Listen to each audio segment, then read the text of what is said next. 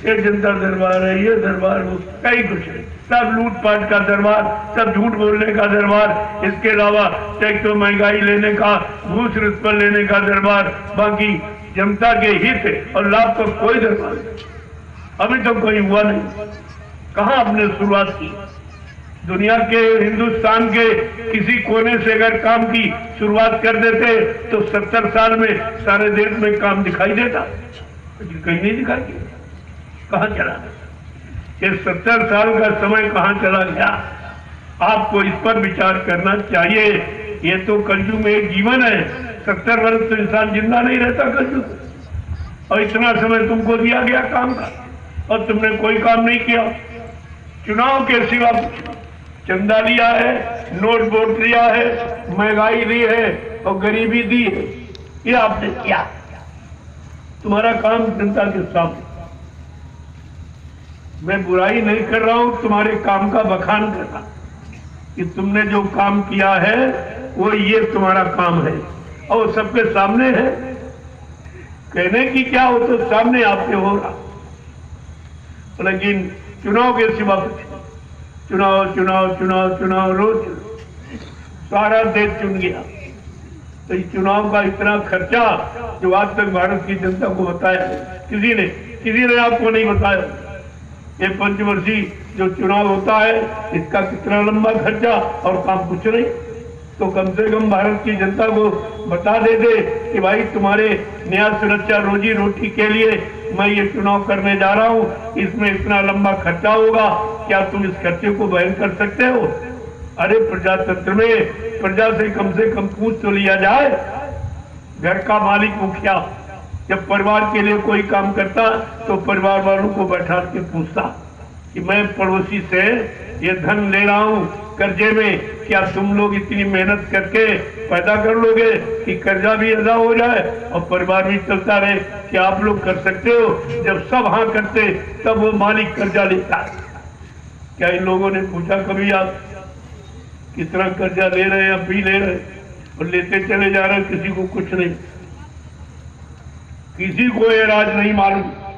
लेकिन संतों की आंख में तुम धूल नहीं झोंक सकते, उन्हें सब वो सब देख रहे, उनके पास दिव्य दृष्टि और तुम्हारे पास है नहीं। उनके पास तो दिव्य दृष्टि भूत भविष्य वर्तमान को अपनी जगह से बैठकर बिल्कुल स्पष्ट देखते, जैसे आपकी आंख ऐसे खुल जाती आप देखते हो, ऐसे वो सब देखते। कहाँ रख रहे हो? तभी तो कहा था किस यानी विदेश में, किस देश की बैंक में, किस खाते नंबर पर, किस कोड नंबर पर किसका कितना पैसा तुमने जमा किया। का बच्चा महात्माओं की आंख में धूल नहीं, इसलिए उसको ले आओ। और वो भारत की जनता का है, उसमें कितनी शक्ति हो बेचारी, इनमें तो इतने झंडे लिए घूम रहे, तुम्हारा कोई काम नहीं करते। ये तो अपनी पहचान के झंडे हैं, हमारी ये पार्टी है, हमारी पार्टी का ये नाम है, मतलब यानी उसका झंडा, तुम्हारा इसमें कोई झंडा नहीं।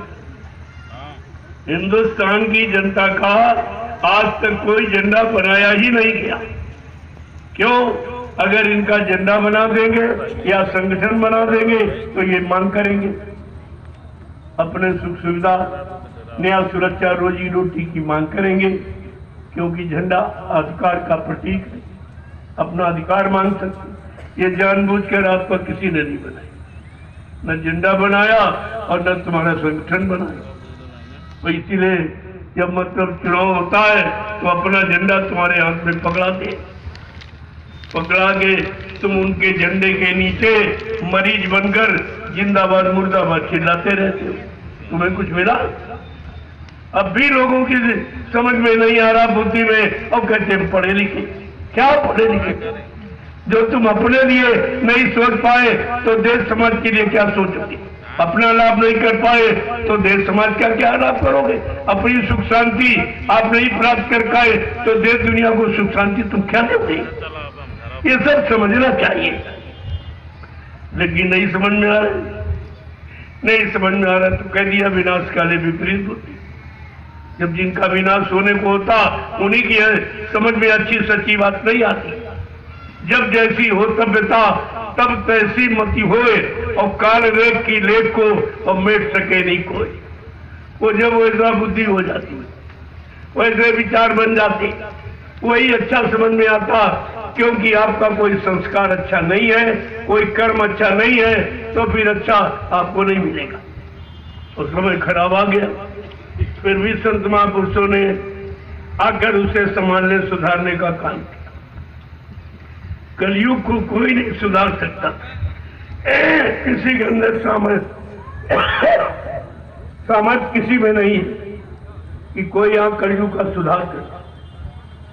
लेकिन बाबा जी ने क्या संकल्प लिया कि मैं कलयुग को भगाऊंगा, यानी इसको यहां रहने नहीं दूंगा, या इसका काम यहां नहीं होने दूंगा, या इसका शास्त्र में नहीं चलने दूंगा।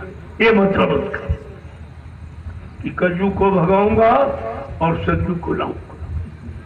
सत्य न्याय, सत्य प्रेम, यानी मतलब सत्य आनंद, ये सबको मिलेगा।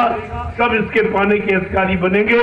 मैं ऐसा माहौल वातावरण यहां बना के तैयार करूंगा और सारा विश्व को सुख शांति। ये हिंदुस्तान की बात केवल नहीं है। बाबा जी का परिवर्तन कोई देशी प्रदेशी नहीं है, वो विश्व परिवर्तन की आवाज है। और विश्व परिवर्तन यहां किसी ने किया नहीं। जो इतिहास आपके सामने है वो देशी प्रदेशी परिवर्तन के। राम ने देशी परिवर्तन किया, कृष्ण ने देशी परिवर्तन किया, या जो भी 10 अवतार तुम्हारे यहाँ माने जाते, अच्छ कच्छ मारा, नरसिंह वामन परशुराम, भगवान राम, भगवान कृष्ण, ये 10 अवतार, लेकिन सब देशी प्रदेशी काम। आज ये पहला अवतार है जो विश्व परिवर्तन की आवाज लगा रहा है।